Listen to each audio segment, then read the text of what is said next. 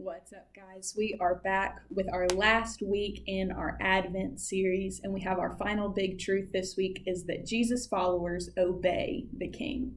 So over the past 5 weeks, we have been studying through Advent. We've been walking through the first couple chapters of Matthew and his narrative of the Christmas story of Jesus's birth and early years. And as we come to the end of it, our question for ourselves really is, okay, so what now?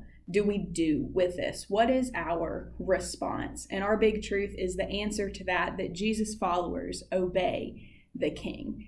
So our Bible verse this week is 1 John 5, verse 2, and it says, "By this we know that we love the children of God, when we love God and obey his commandments." And so we love God, we obey his commandments. And we see that those two things really are inseparable. We can't say that we love God and yet not obey him with our actions, with our words, with our thoughts, because obedience is the right response to God's commands. So we see a picture of this, an example through Joseph's response in Matthew 2. So I encourage you guys to go back and read that tonight, today, whenever you're doing this, whenever you're watching this video. Go back, read it, study that a little bit. See how Joseph's story of obedience can encourage you in whatever you might be facing, whatever temptations or struggles might tempt you to disobey God. And then ask the Lord that he would help you to see how you need to obey. As we go into a new year, my prayer for us as a student ministry is that we would be marked by radical obedience to the King. That would be sometimes uncomfortable for us, that it definitely would stand out from what the world would expect from us or want from us, but that we would be obedient.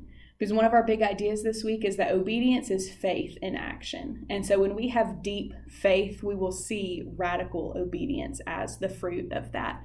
And so that is hard, it's difficult, but it is so good. And so spend some time this week just meditating on scripture, really dive deep into that, but then spend some time in extended prayer. Ask that the Lord would reveal to you the ways that you are not obedient, and that he would help you to be obedient. Talk to your parents, to your small groups.